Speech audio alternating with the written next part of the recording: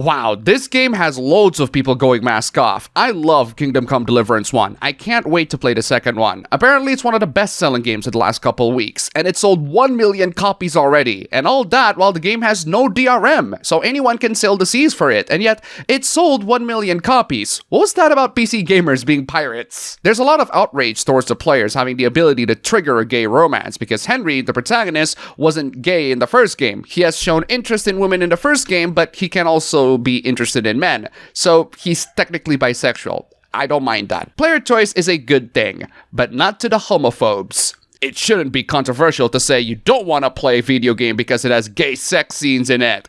I disagree. It should be controversial because homophobia is not something that a lot of people tolerate in the current year. Personally, my issue is not the homophobia itself. My issue is you complaining about something that is 100% optional, and that your homophobia and personal politics take over the judgment of what makes a good game. Freedom to do whatever you want is a good thing in RPGs, and you're here wanting to trample other players' freedom with your homophobic beliefs. Because of this game, there's gay crap all over my timeline. Yeah, because these anti-woke YouTubers are farming outrage out of homophobic gamers who I swear to God have to be in the closet, because no straight man nor any homophobes will ever want to make thumbnails like this, or even click videos with a thumbnail like this. Oh wait, this is the same closet furry guy. Thank you, Kingdom Come developer. Now please let the YouTubers handle these losers and focus on making the games. I don't need my kids seeing men kissing just because I open YouTube. That does sound reasonable, but if you ask me, I say that your kids shouldn't be looking at your entire YouTube subscription. It's crazy that playing an authentic RPG like Kingdom Come Deliverance II gets you responses like this. The gay sex sold you? No. It's the gameplay, the role-playing aspects, the immersion, the setting, etc. But even if that is true, so what? How dare people buy games because there are two guys kissing? You have no moral consistency, hence why you lost at the mere suggestion that games don't have to be porn. Bro, these people call games like The First Descendant and Zenless Zone Zero porn, and that they should be banned. Here's how their mindset works. They want to ban porn, they call X porn, so logically, they want to ban X. Plain and simple. The only reason these woke companies ever get exposed is because of these people. No? Not really. We don't need these people to expose woke companies. A lot of them expose themselves. And that is assuming that Kingdom Come 2 is made by a woke company, which it doesn't. You're just a drama merchant. No, we're calling out the real drama merchants. People that don't even recognize one of the most popular gacha games of last year and say that they're porn and that they want to ban them. These are not the types of people that are interested in gaming. They want to use gaming to platform their politics. You contribute nothing to the discussion aside from just siding with woke companies and gossiping like a woman. I love that you imply that only women gossips. Also, we don't side with woke companies. We are also anti-woke. We just don't side with the homophobic anti-porn grifters. Here's another attack towards 18+ content by the new moral guardians of the current year, the anti-porn tradcons. Lust is not a replacement for love. It's not. I don't see why anyone thinks otherwise. Just because you're alone doesn't make porn okay. Oh, here we go again. Please let us know how you want to ban those evil degenerate things. It will only push you further from the love that you want. I've said these many times already. Modern relationships sucks, and I can see why people opt to be single. I'm not gonna tell you to be single or get a girl. That's your life choice at the end of the day. What I can do is to support you to reach either of those goals. Porn isn't a temporary solution until you find love. Thank you for repeating what she said. Watching porn because you're single is like taking poison because you're starving.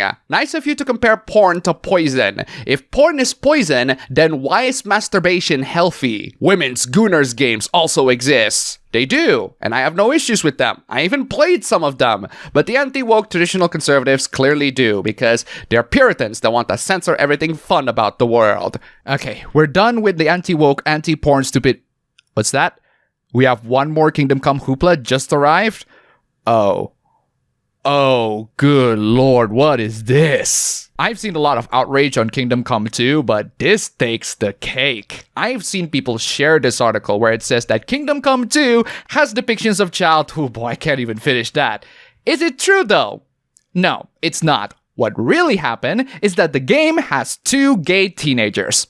That's it. One of them, Henry, is the player character, and he's gay by the player's choice. So you don't even have to engage in it. You can instead engage with the ladies in the game. Some of them are older than Henry, who is a teenager. Any outrage on that? That happened in the first game too. This writer calls teenage gay romance child sodomy. That's pretty much the basis of this article. It is entirely the writer's homophobic opinion that two gay teenagers equal child, and them having sex equals sodomy. The characters are fictional. No real children are being harmed. All the actors playing the characters are grown adults. The romance involves two gay characters. That's normal if you went to any high school in the Western countries, unless you are homophobic, which a lot of these people are. My issue isn't your homophobia, believe it or not. My issue is your deception. You're calling something one thing when it's actually not that thing you called. Even if I am homophobic, calling gay teenagers child sodomy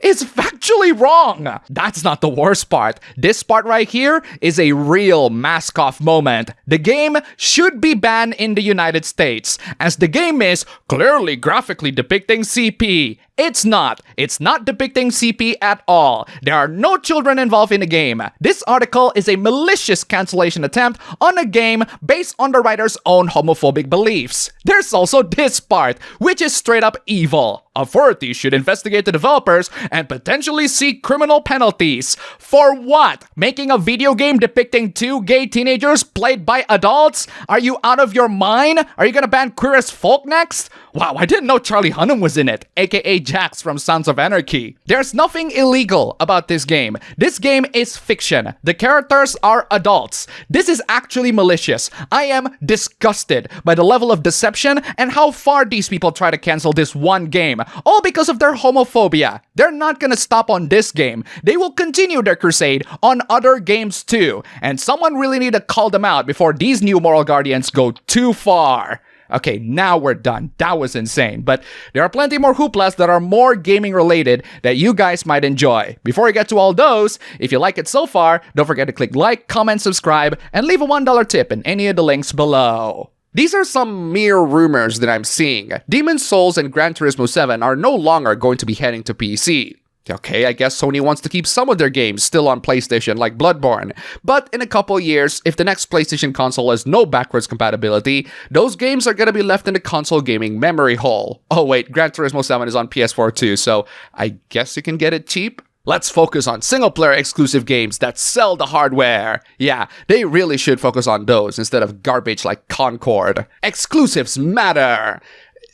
Somewhat, but to me at least, the main strength of gaming consoles like the PlayStation or Xbox is offering a cheap gaming platform to play recent games on. A mid-range PC with all new parts could cost you $1,000, whereas you can get consoles for half that price and still play games okay. Sure, you can build PCs at that price with used parts and if you're very smart with finding cheap parts, but most people don't want to do that legwork and just want to buy a console and be done with it. I totally get it, but even if I do think that exclusives are the ones selling a console, Sony has not been doing well in that department because their recent exclusives have been incredibly underwhelming, except for Astrobot and Stellar Blade, both of which are not developed by Western studios, and there's a good chance that Stellar Blade will go to PC. Moving on from console gamers begging for exclusives, we have console peasants being upset at mods. Remember a couple of weeks ago when someone called modding video games digital vandalism? This person continues this insane take when Spider-Man 2 has a mod where Venom grows wings. That is insanely cool, and not to mention, actually comic accurate. Play it properly! What do you mean properly? This is already comic accurate, and you can already fly with the web wingsuit. This isn't really that much change in terms of gameplay if you ask me. They don't want to play games at all. They just want to make mods. Oh no! How dare people have fun modding games? How dare PC gamers do things that they do all the time? That's why I hate PC gaming and its community. You hate PC gamers because they mod games? That's an incredibly petty reason to hate an entire community. But then again, console peasant derangement syndrome is real. Every single one of you clowns who celebrate this are getting told off and blocked. What's with the hostility here? Did PC gamers kill your grandma? Tell everyone you are mentally challenged to play a game the way it was designed. Yeah, I'm mentally challenged for modding PC games to my liking, and I will keep doing it because it sounds like you're very salty about it. You can't just play games as intended. The mod doesn't even change the game that much, but you're still upset anyway. You clowns have to destroy everything. Are we? We're not destroying anything, bro. We're adding stuff to things that already exist. This is why the PCMR don't deserve games. You really are off your meds, aren't you? You steal games. No, we don't. Final Fantasy VII Rebirth shows otherwise. Kingdom Come Deliverance II says otherwise. Both games are cracked on day one. It's almost like most PC gamers only know how to buy and not to pirate. Some PlayStation fanboys have really high hopes to keep their exclusive clubs more exclusive. There are shady rumors that suggest Sony is moving away from PC. Again, last time I checked, they're just rumors. It can change anytime soon. I hope they move away. The PC market and community suck.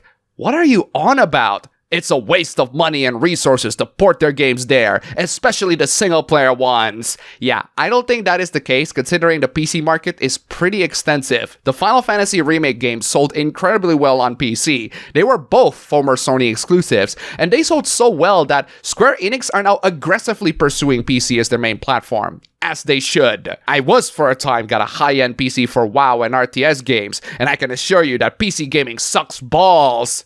Is that it? You're joining PC games because of MMOs and RTS? You're really not utilizing the PC to the extent that you should have. No wonder why people call you a pre-build user. If you have a PC, you can go above and beyond playing games. If you're not experimenting or trying new things and testing what your PC can do, you're doing it wrong. Speaking of testing what your platform is capable of, there's another factor why consoles are limiting the game's performance. It's when the developers don't think they need more. I just realized that Red Dead Redemption 2, to this day, still has no patches for a next-gen upgrade. Grand Theft Auto 5 does because that's just Rockstar's cash cow at this point, but not Red Dead Redemption 2. It's basically like Bloodborne. No 60 FPS patches or any next-gen upgrades for it on the PS5. I really don't understand why. Is it because no console gamers are demanding them? Is it because console gamers this whole time are perfectly fine with 30 FPS in their single-player AAA games? I mean, I am fine with 30 FPS Red Dead Redemption 1, let alone 2, but I do find it interesting that there aren't a lot of demands for Red Dead Redemption 2 to be 60 FPS on the next-gen consoles. I guess because most of the Red Dead Redemption 2 gamers are already playing them on PC, and they have way more features than 60 FPS. Red Dead Redemption 2 is among some of the best games of the 2010s, and it does deserve to be played in modern consoles with 60 FPS. It is a surprisingly well-optimized game these days, and can be handled by mid-tier GPUs, especially the PS5, and yet we don't have any next-gen updates for it to this day. Some people even go to drastic measures of having it at 60 FPS by deliberately introducing motion smoothness on their TVs. That is definitely not something that you should turn on, because doing so induces a massive input lag, as shown in this video. Look at the input lag when he's moving the camera. That is straight up unbearable. Yeah, the motion smoothing from the TV results in a massive input lag that makes the game barely playable. But here's another twist to this phenomenon, because this is not just a console thing. Nvidia has their frame generation technology, which allows people to generate frames using AI. But it's not perfect, and in reality, it's basically just a glorified motion blur with loads of input lag. So keep that in mind when you're about to use these features as you bought your next generation RTX cards. And that's all for the video today. Thank you all so much for watching. If you made it to the end, here's a cat. And also, huge thanks to all these wonderful sponsors. You are all fantastic. If you want to see your name among these legends, then check out the links below, just $1. And you have supported this channel a lot. Seriously, thank you so much for watching. Don't forget to check out my ABB Show stream channel. Link below, go subscribe, and I'll see you all next time.